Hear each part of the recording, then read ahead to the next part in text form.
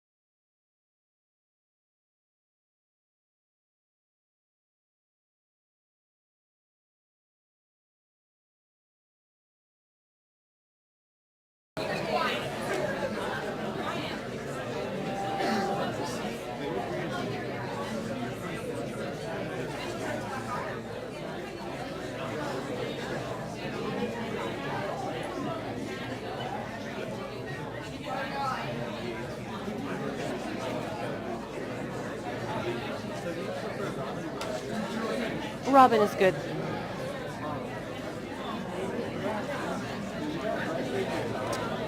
Okay, everybody. I think they take them off the web, but Can you hear me? So, Can you guys hear me in the back? Oh, now you should. So once again, a quick reminder, if there's an empty seat next to you, please help either fill it, like move closer to your neighbor. So we have some empty seats because we do have a full house. I'd really appreciate that. Thanks. How's everybody doing? Great. Yep. Nice.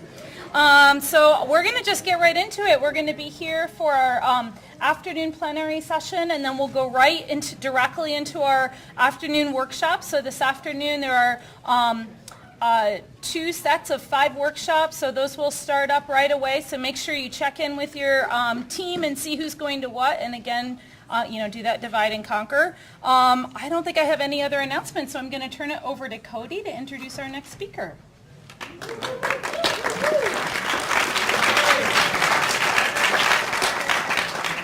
All right, good afternoon, everyone.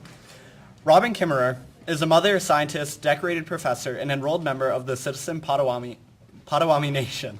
Her first book, Gathering Moss, was awarded the John Burroughs Medal for outstanding nature writing. Her writings have appeared in Orion, Whole Terrain, and numerous scientific journals. She lives in Syracuse, New York, where she is a SUNY Distinguished Teacher Professor of Environmental Biology and the founder and director of the Center for Native Peoples and the Environment, whose mission is to create programs which draw on the wisdom of both indigenous and traditional ecological knowledge and ecological restoration and building resilience for climate change. In collaboration with tribal partners, she and her students have an active research program in the ecology and restoration of plants of cultural significance to Native people.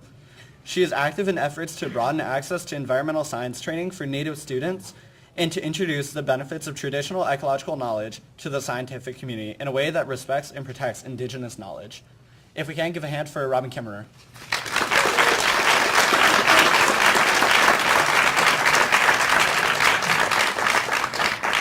Thank you. Thank you for that warm welcome. And I want to begin our session today with the traditional protocols of our people. And that is, I will begin with gratitude. Gratitude for the fact that we are all here with this spirit and energy on behalf of the earth. In gratitude for this beautiful day, for the fact that we all woke up and had clean water to drink and pure air to breathe, that we had food to eat. Gratitude for the privilege of the work that it is that we are doing together, and gratitude for being able to place our feet once again on Mother Earth when we awaken in the morning. I also want to begin in our traditional way by greeting you in our language.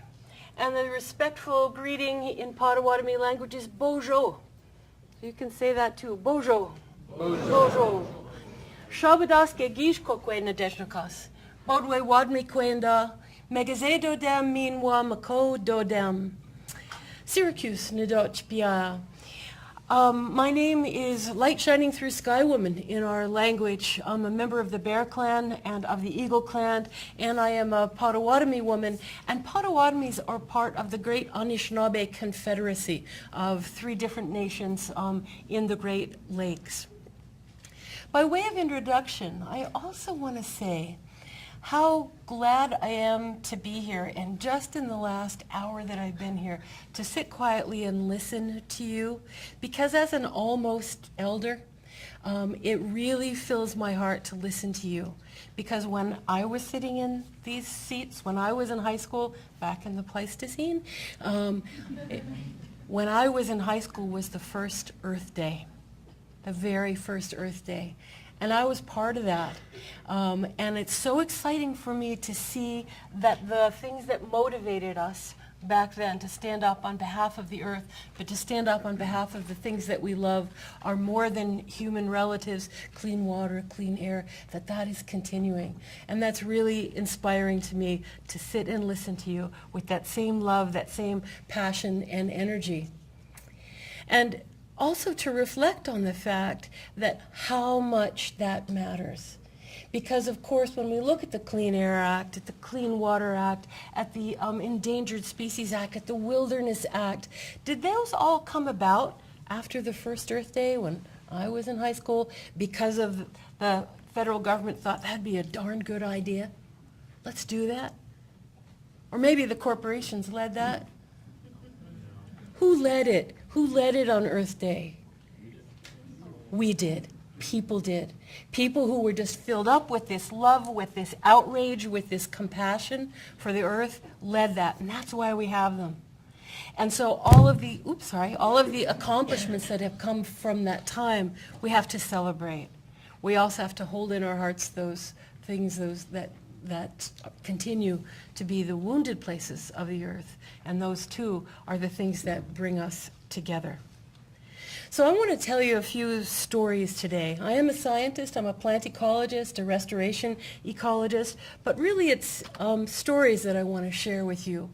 And one of them starts here. This yellow area is the traditional area of the Potawatomi people. And the language that you heard just a little while ago rippled through that land. That was the dominant language of that place. And our people lived there long before anyone ever termed ecology by that name. Our people were practicing ecology, practicing sustainability by caring for the prairies and the woodlands in which they lived. And what I want to share with you, a piece of this story, is that that is no longer the place where we live. This is a story of climate change. We go back and see where our people lived in the Great Lake forests, in places of sugar maple, of birches, of beautiful, clean, clear rivers and lakes. But somebody else wanted that land. And so in 1838, the Potawatomi people and many others of the whole Great Lakes were rounded up and marched at gunpoint on what became known as the Potawatomi Trail of Death, from Wisconsin, from the southern Great Lakes, all the way to Kansas. I want you to think about that and think about, why am I telling you this? Because that was climate change. Imagine what it would be like to leave a Great Lakes homeland, so like the Adirondacks, to trade baskets full of wild rice for sacks of flour, to trade 4 seasons for dry grasslands.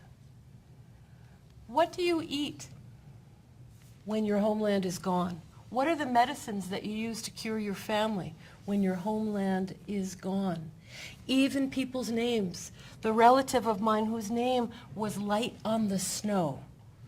Even names didn't mean the same thing as our people were marched to Kansas and thence to Oklahoma. This is a story of heartbreak. This is a story of tremendous loss for our people. This is a story of climate change that befell our people in only 3 months, the 3 months it took them to walk from the Great Lakes to Kansas. It is a story of loss, but also a story of resilience. Here's the route that our people took. This was essentially forced climate change. And if we look at climate change models today, check it out.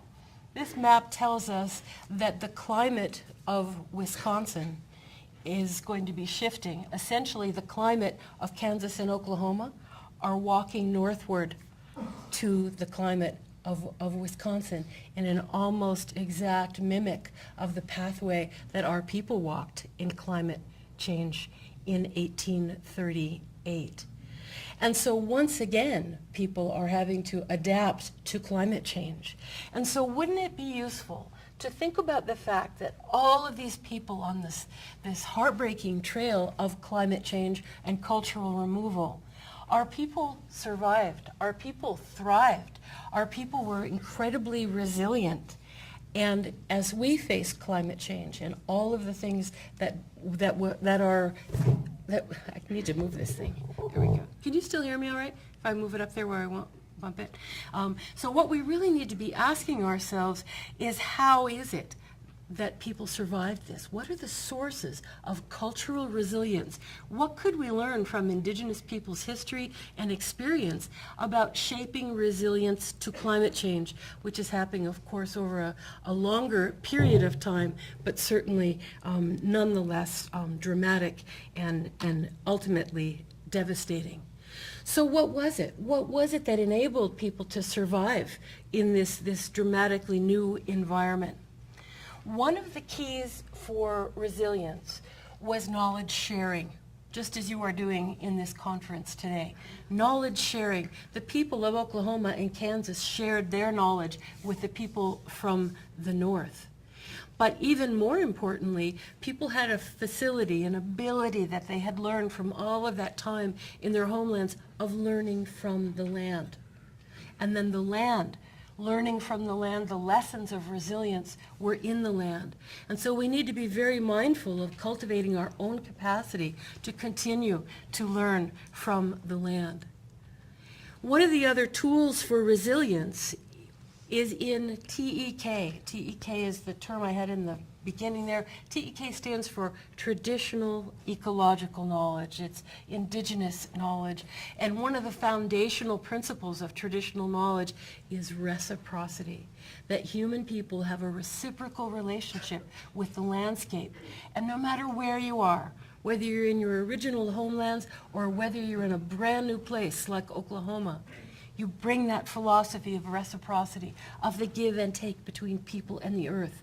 And that is what underpins resilience. We're going to talk a lot about reciprocity today. Now, I tell you this story of our people as a piece of a long, long story of the Anishinaabe people called The Prophecy of the People of the Seventh Fire. If I told you the whole story, we would sit here for several days. It's a really long, epic story, so I can only tell you this much of it. But what we've just seen here in the removal of our people is part of the history of the Anishinaabe and Potawatomi people. Our people actually began over at the mouth of the St. Lawrence, not so far from here, living among our Wabanaki relatives. And a great teacher came among our people and said, huge changes are coming to Turtle Island, and you ought to have all your eggs in one basket. The people should divide. And so some of the people said, we don't want to leave our homeland, but we will. And they moved along the St. Lawrence. They moved through the Adirondacks, not so far from where we are here, on their way to a place called Where the Food Grows on the Water. Anybody know what that would be? What food grows on the water? Rice, yeah.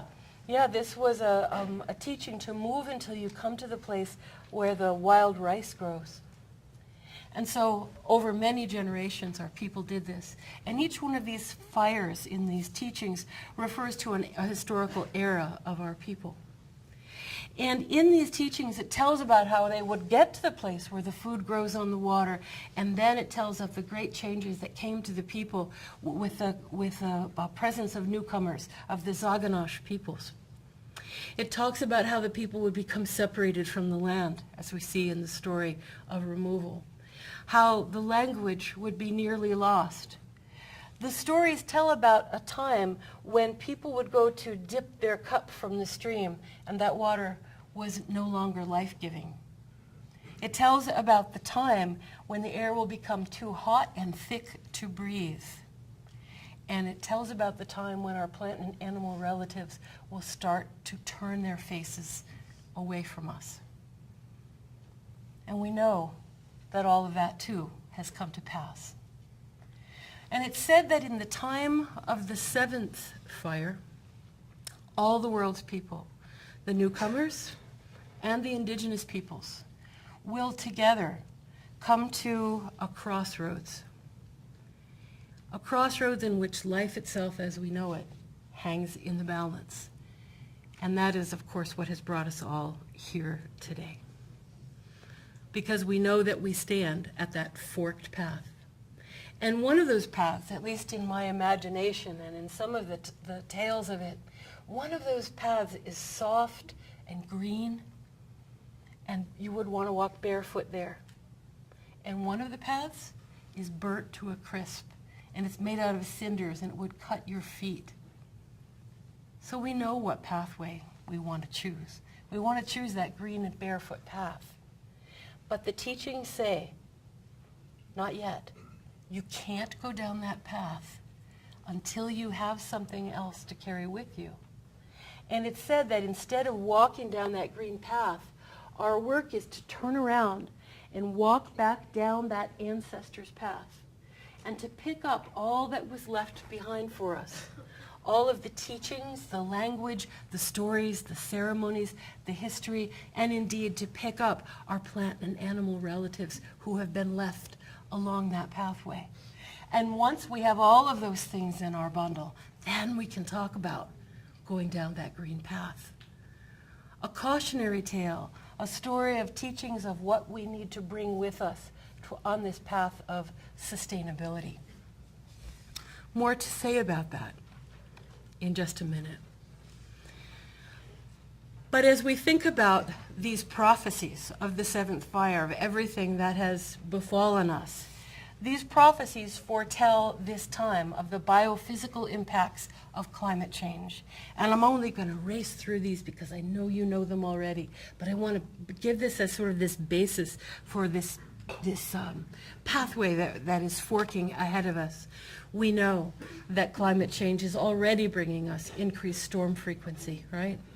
Frequency and severity of storms. We know it has altered precipitation, bringing droughts to some places and floods to others. In the Adirondacks, we know the changes in the snowpack and the duration of the snowpack. Ice in and ice out are important outcomes of climate change. Changes in wildlife populations and distribution are attributed, of course, to climate change. One of the most interesting and something that a lot of people are studying now is this idea of altered phenology. What's phenology? Anybody know? It's the study of timing. It's the study of timing. You know that plants and animals respond to day length and to temperature, don't they? And it's important that the bees are active at the same time as the apple blossoms are active. But what if climate change shifts the bee's clock in a way that's different than it shifts the apple's clock? The pollinators won't be there. And there's increasing evidence that climate change is unevenly shifting phenology. And so now there's asynchrony between pollinators and the pollinated. We know that climate change is bringing us increased pests and pathogens. We have only to look at the forests of the West with the mountain pine beetle outbreaks, where they used to have just one generation of pine beetles every year, and now in some places they have 3 because of warming temperatures. We know, of course, that climate change is bringing us increased fire frequency, fire intensity, both because of increased pathogens that are creating tinderboxes of dead forests, but also because of changed hydrologic and precipitation, so that there's much drier conditions. We also know that one of the most dramatic shifts that we are to see here in New York State is associated with the movement of our forest species. And the map that you're looking at here comes from a tremendous tool that I urge you all to be familiar with. It's called the Forest Service Climate Change Tree Atlas. Has anybody used it in a class yet? Go check it out. It's an amazing resource. And what it allows you to do, as you can see in these slides right here, is on the left you see the distribution of all these different forest types from 1960 to 1990. Let's call that the baseline. But with predicted changes in moisture content, in temperature, and in all of the things that you're already aware of, what we see is look at the map for 2070 and look where we are. What is the red? It's the maple forest. That's the Adirondack forest. The forest of maple, beech, and birch that we know and love, that is our homeland, right? And what these Forest Service climate change predictions tell us is that the appropriate climate for the sugar maple will have moved north by 2070. That doesn't mean all of the sugar maples will be gone by then, but it means what we call the climate envelope, the biophysical parameters under which sugar maple flourishes, will no longer be here. Imagine what that would be like to live in a place without sugar maple. What are some of the repercussions of that? We'll talk about that a little bit in the workshop to follow. But one of the most dramatic changes that we will experience is that our forests will be walking north. Just as our people had to walk south, now the forests are walking north. And again, from a perspective of Native peoples, it's really important to remember that the Native nations in the United States and throughout the world are primarily not the ones who are the major contributors to greenhouse gas production, right? And yet Native peoples are disproportionately likely to suffer the negative impacts of climate change because of certain vulnerabilities. And I want you to pay really close attention to this list of what is it that makes a culture vulnerable to climate change, particularly geographic isolation. cultures that are far from the population centers tend to be more vulnerable to these shifts. Places where there's not enough resources. Those resources could be economic, they could be soil fertility, they could be water. Generally, things are in short supply. What this means is that these are communities which often are economically marginalized, okay? Outside the economic mainstream, and often don't have a lot of political clout because their populations are low and they're isolated. And they rely for their way of being on their land base. Now, does this sound like how you understand a lot of tribal peoples in North America? Sure. Does this sound like any other kind of place that you know? What? Alaska, absolutely. The Adirondacks, okay? Couldn't this describe the Adirondacks in the North Country as well? So this is why I'm telling you this story. There's the parallels between Indigenous people's vulnerability and the vulnerability of communities in the North Country are coupled to one another. That's why you have to pay particular attention.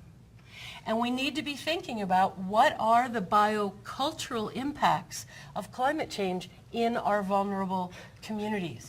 Because we tend to think about increased storm frequency, forest fires, all these things we just went through.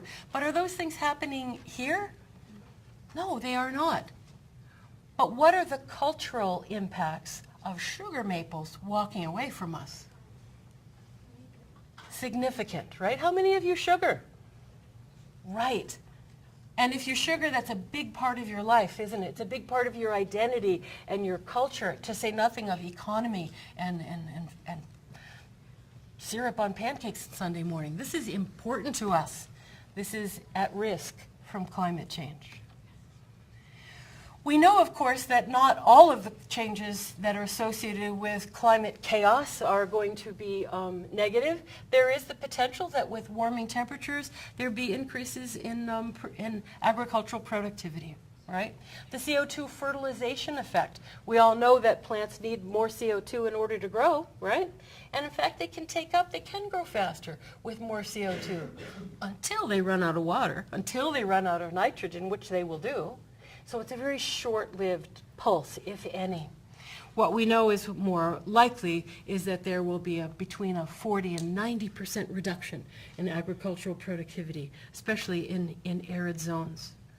One of the other cultural impacts has to do with distributions of culturally important plants, not just sugar maples, but things like, here's the beautiful trillium that you all love to see in the springtime. But this is also a medicine. This is an important medicine plant, and it's associated with the sugar maples. When the sugar maples go, so will the trillium. So will many of those spring wildflowers that we rely on for medicine.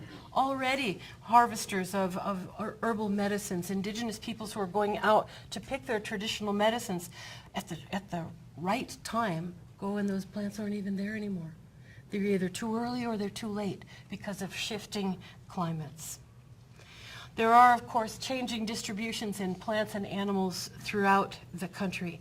And if you rely on subsistence, if you pick fiddleheads, if you pick berries, if you hunt deer and moose and elk, if you fish, subsistence patterns are greatly changed and are vulnerable to climate change. And we also know that one of the major impacts for Indigenous peoples and vulnerable populations everywhere is the fact that whether you live on Caribbean or Polynesian islands, or whether you live in the Arctic where the permafrost is shifting inhabitable places, we know that there are 31 million climate refugees around the world. People who have had to move, not by being marched from Wisconsin to Kansas, but climate refugees nonetheless. And so the teachings of Indigenous knowledge can be helpful in having us think about resilience in the face of climate change for climate refugees. And of course, it's not just people who are the refugees. What you're looking at here is a collage that was put together by the World Wildlife Fund of species at risk. These are some of the most charismatic species, but species who are also on that tipping point, who we may lose to climate change. Now, one of the things that I want to bring to your attention is that one of the big tools that we have for studying climate change are these models, like the one I told you about a little bit earlier. And they're pretty good, and they're getting better. We're able to make some pretty good predictions about what is likely to happen to the plants and animals with whom we share this place. But they're good, but they're not all that good, because the scale isn't good enough, etc. What I want to make the case for is that some of the reasons that those climate change models that we're using to try to adapt to climate change are problematic is that they really can't predict local impact. They can predict big, broad impact, but not local impact, not where you live. These models don't have any ability to incorporate human values. That's not what they're for. They predict biophysical things only. They don't include local adaptation, and of course these models have no ethical component to them. They're strictly biophysical. So they're good at what they do, but there are other things that they can't do. And the case that I want to bring to your attention is the fact that Indigenous knowledge, that traditional ecological knowledge, is particularly strong in exactly the things that these scientific models are limited in. And so what we're trying to do through our work at SUNY ESF in Syracuse with the Center for Native Peoples and the Environment is to say, let's bring the strengths of Indigenous knowledge and philosophy and pair them with the tools of scientific ways of knowing in order to promote sustainability. Second, let me get my water here.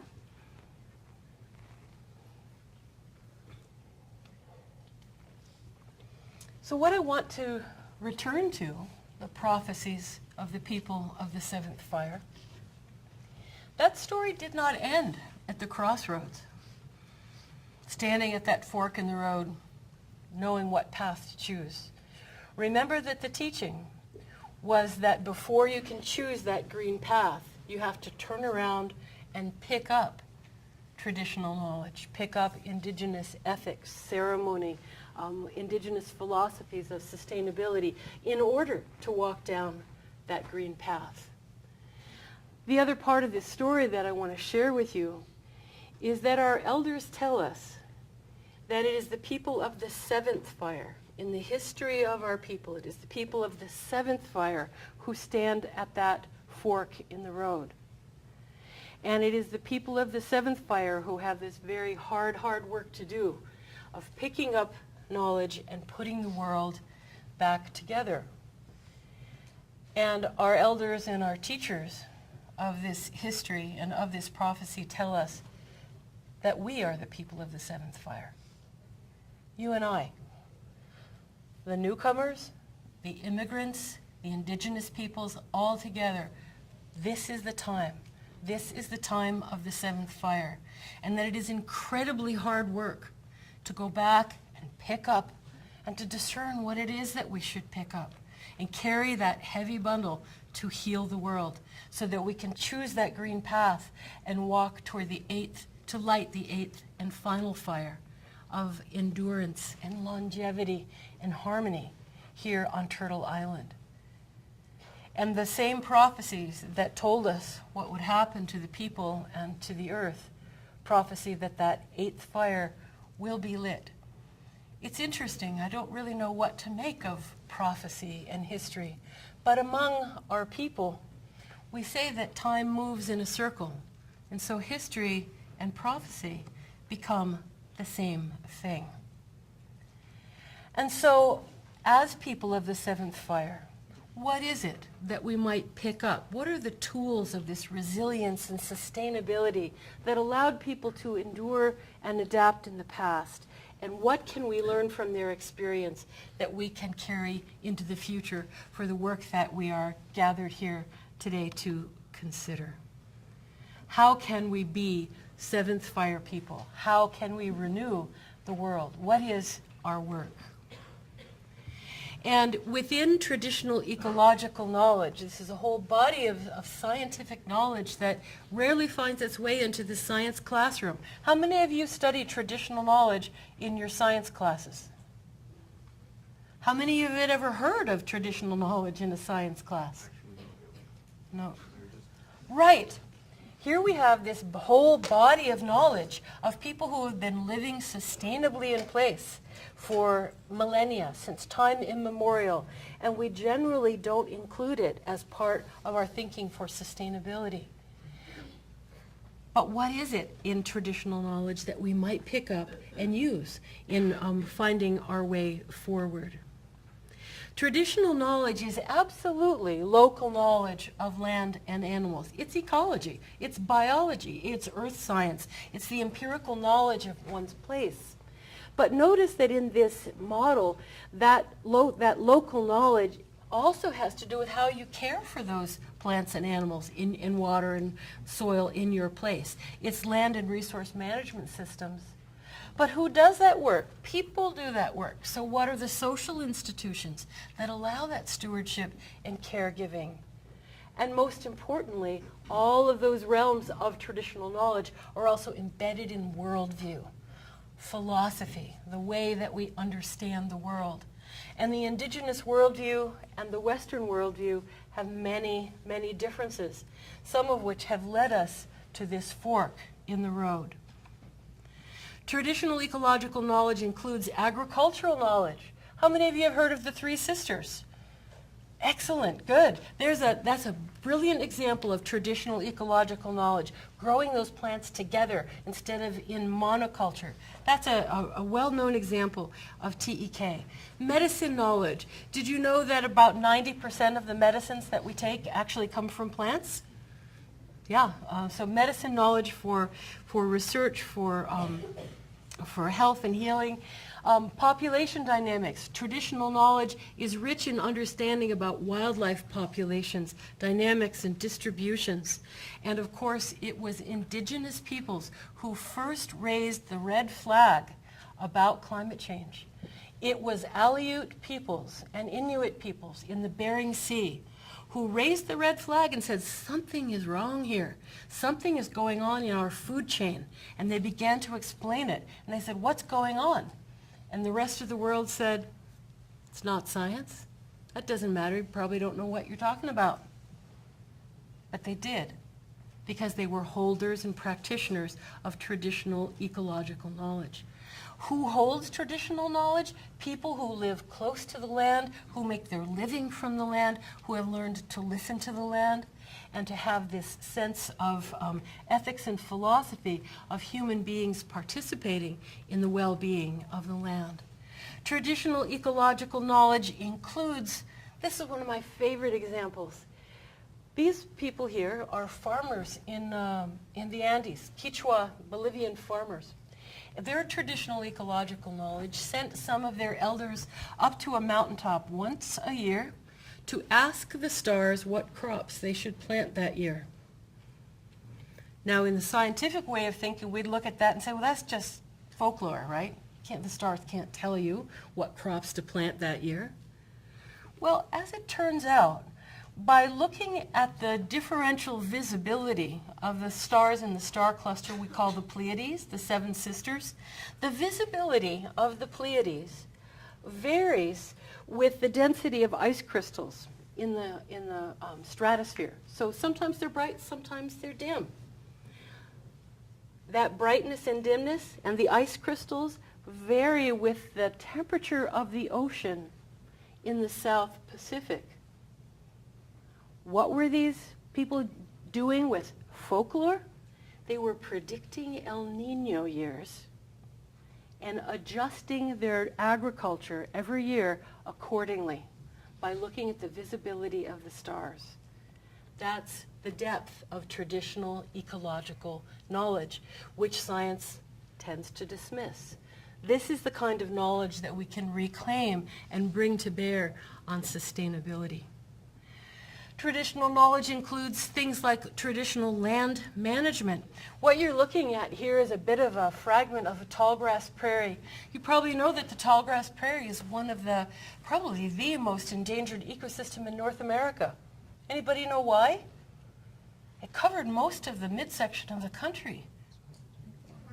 It's all turned to farms, right? Those beautiful soils that those tall grasses built are now all soybeans and corn. But there's one place on the planet where botanists from all over the world travel to see an intact, sort of ideal tallgrass prairie. And you know what it is? Oh, but that sort of got cut off there. It is Walpole Island First Nation. It is a Indian reservation, First Nations, where, why do they have the intact prairie? Because they have an uninterrupted history of annual burning of those prairies. All of those plants are fire dependent. The people who live there are Potawatomi. Potawatomi means the people of the fire. We were instructed that using fire can bring good things to the land. Fire is an agent for creation of biodiversity. That's why this remnant prairie, the only one of its kind in the world, is still there, because of the deployment of traditional ecological knowledge, which science, again, has tended to marginalize or dismiss. So returning fire to the land as a tool for biodiversity management. When we look at the fact that climate change is very likely to bring us dramatic declines in agricultural productivity, particularly where water is short, and you only have to look at the news from California to know that water is getting short everywhere.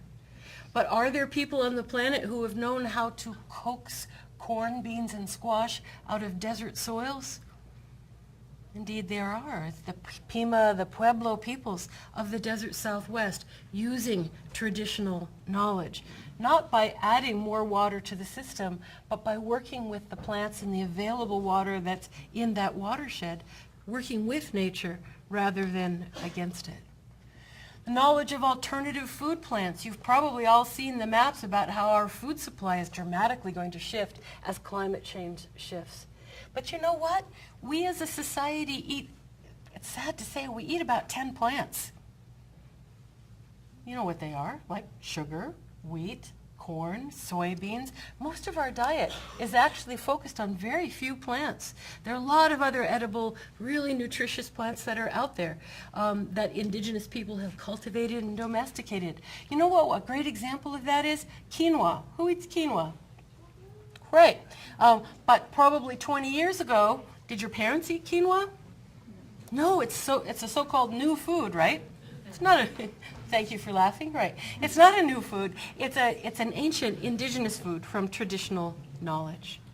So my point being is that the knowledge of indigenous peoples, their observations about climate change, about management of the land, about social networks for taking care of the land, new models of sustainability. The time in this time of the seventh fire is for us to begin re-engaging indigenous knowledge as a partner to Western science for sustainability. There's so much. I actually teach 2 whole courses on how traditional knowledge is valuable for conservation and for sustainability. So this is a quick little run through. But what I wanted to say in particular is that Western science and environmental policy is now changing. People have started to look at traditional knowledge and realize its value as a partner here. We see this wonderful quote from Kenny Ausubel that we're going to need the enduring knowledge of indigenous science as well as the leading edge of Western science. It's high tech meets high tech. And that is our work, to bring these things forward, use them together. But the last thing that I want to try to do to pull all of these thoughts together is to say, what is the most valuable resource that we have from traditional knowledge, from indigenous philosophy, for thinking about resilience to climate change? What were the resources that my ancestors used to be able to survive the climate change from the Great Lakes to Oklahoma? And they are primarily in the realm of worldview and philosophy.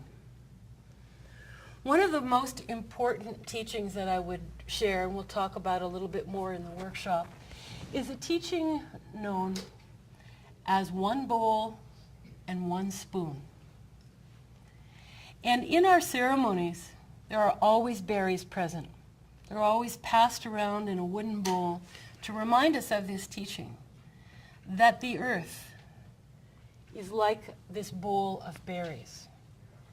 The earth is gifts from the plant world, from the animal world. Those things that scientists call natural resources and ecosystem services, in Indigenous ways of thinking, are called gifts. Gifts, and they fill this bowl. And when we think about this metaphor of one bowl and one spoon, that tells us that the resources of the earth are limited, yeah? And that there is one bowl and there is one spoon. It's the same size for all of us. So this metaphorical teaching of sharing, of understanding limits, is captured in the one bowl and one spoon. The teaching that we're particularly going to be talking about in the upcoming workshop is known as the honorable harvest. And this is a set of teachings associated with picking those berries, because not one of us here can photosynthesize, right? I don't think so. Every one of us has to take life in order to live. And when we view those other lives as the gifts of other persons, of other beings, where the berries themselves are people, are persons, it matters how we take. And so the honorable harvest is a set of guidelines based in Indigenous practice and philosophy for how it is we harvest from the world. When we go to that berry field, we ask permission. You don't just walk into the woods and start taking anything that you want. That would be stealing, right? Taking without permission. So you ask that forest, you ask those plants, may I take? Because the plants are understood as persons. Now I know in U.S. policy, corporations get to be persons, but in Native philosophy, plants and animals get to be persons. So you ask permission, then you listen for the answer. Is the population healthy enough, strong enough to withstand that harvest? And if the answer is no, you go home. You don't take if there isn't enough to take. If you are granted permission, you take only what you need. No more than that.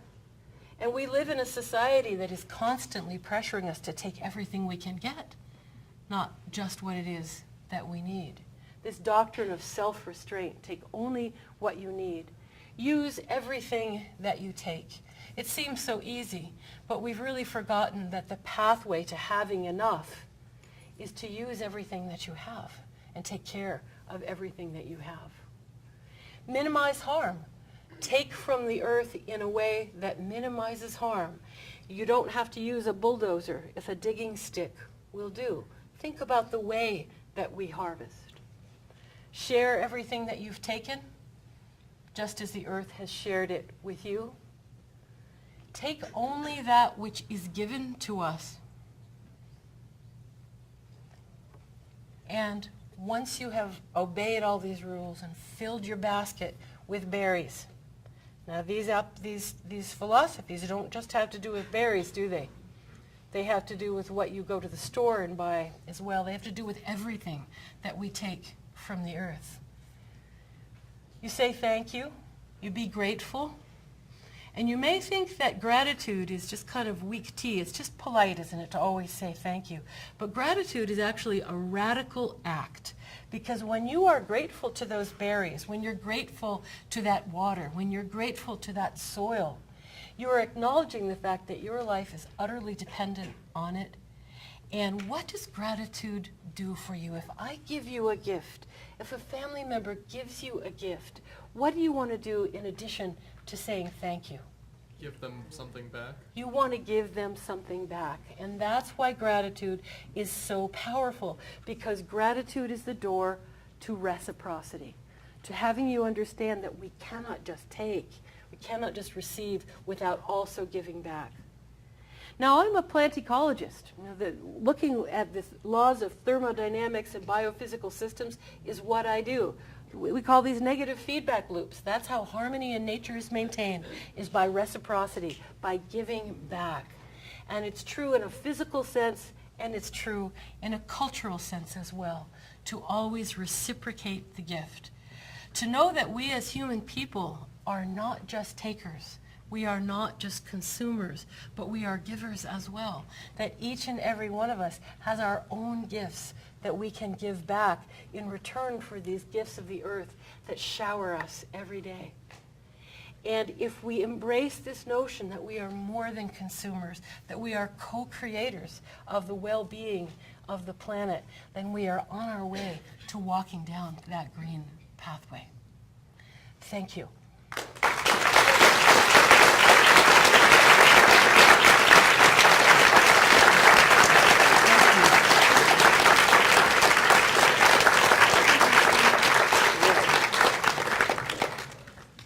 That was wonderful. Thank you so much, Dr. Kimmerer, for being here and sharing that with us. It was really incredible and very enlightening. So we're now going to go into our next round of sessions. I ask again that you just go right to the sessions. We're trying to stay on time this afternoon. If you're going to the energy-wise session, you should grab a jacket because I think there's a little bit of it that's outside. Otherwise, I hope that you enjoy the afternoon. There'll be a short break and head right to your sessions.